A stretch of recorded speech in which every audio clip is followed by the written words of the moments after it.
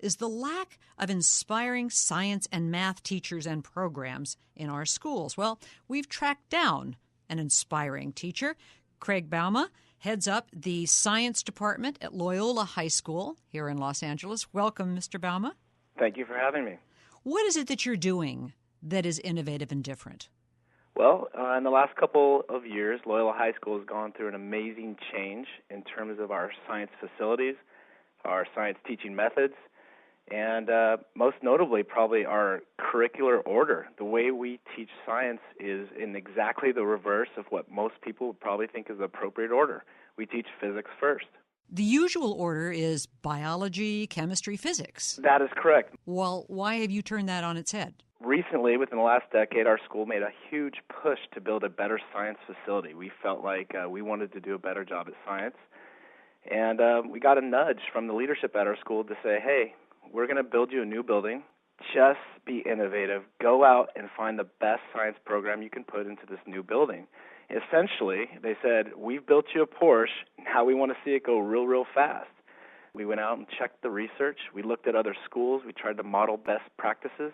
And the probably most profound thing we found out was biochemistry and physics, that order, biology first, is a remnant of a decision made by a group of people called the Committee of 10 in the 1890s. They were designing a curriculum for an agrarian society, something our country needed. And a lot has changed in the last 100 years, especially in terms of science and technology. We felt it obvious that it was time to make a huge change in our curricular order. So we were teaching biology first because kids were going to work on the farm. That is exactly right. Everyone needed to know how to breed animals and take care of them, bugs, bunnies, butterflies, all those things we needed to know about. But today we're living in the biological revolution.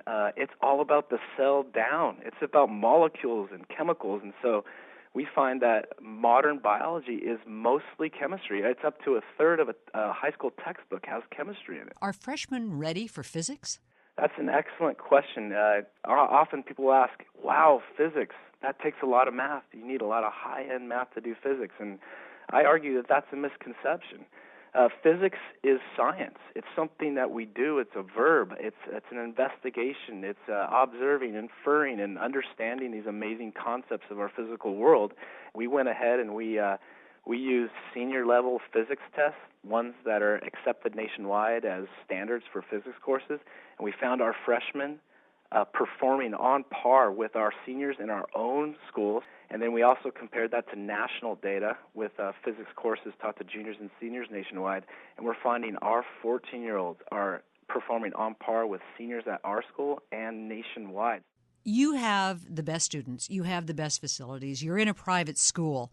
Would this be adaptable for poorer schools in Los Angeles? I absolutely think so. I don't think this is a broad-brushed approach. I don't think you can take physics first and it's necessarily say it should be implemented in all high schools, but rather I'd like to propose that it could be. And I think giving kids access, physics for all, it's the most kinesthetic, intuitive science. You don't have to have high-end math to do it, and it's sad that it's been relegated to the senior year where sometimes single digits, less than 10% of the kids even have an opportunity to take this most conceptual course because they lack enough math.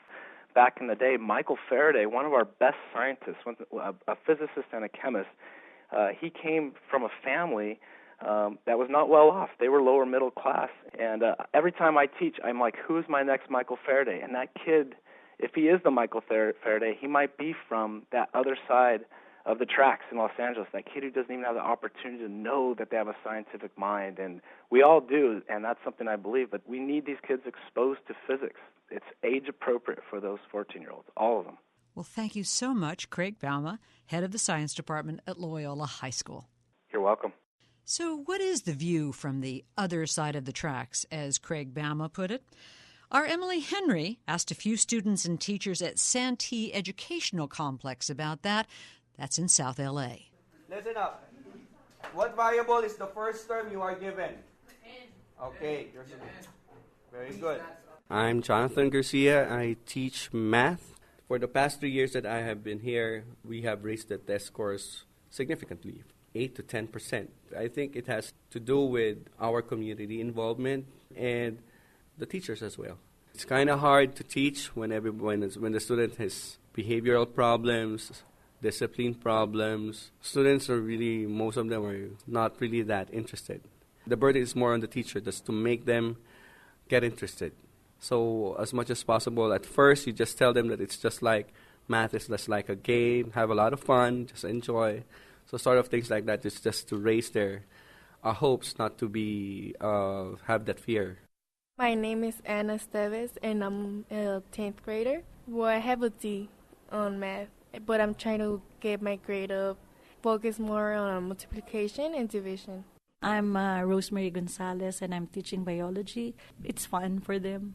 They think it's a different kind of learning experience. Let's face it, a lot of students here are English language learners. I always see to it that I make them feel accepted. When you respect their culture, when you teach by the heart, and when you teach with a method that is applicable to them, I think you're going to attain success. I love my students already, and I think they're learning. Somehow they are learning. Do you think the U.S. is doing enough to foster scientific innovation? We'd love to hear your thoughts. Go to kpcc.org and click on Town Hall Journal and leave your comments. Thanks for joining us on Town Hall Journal. The program is produced by Annie Chelsea, Judy Muller, and Town Hall Los Angeles for 89.3 KPCC. Archive archaeologist is Brian Frank. Chief researcher is Emily Henry. Our theme music is by the Clubfoot Orchestra. I'm Judy Muller. To find out more about the Town Hall Speaker Series, visit townhall-la.org. Join us next Sunday evening for Town Hall Journal.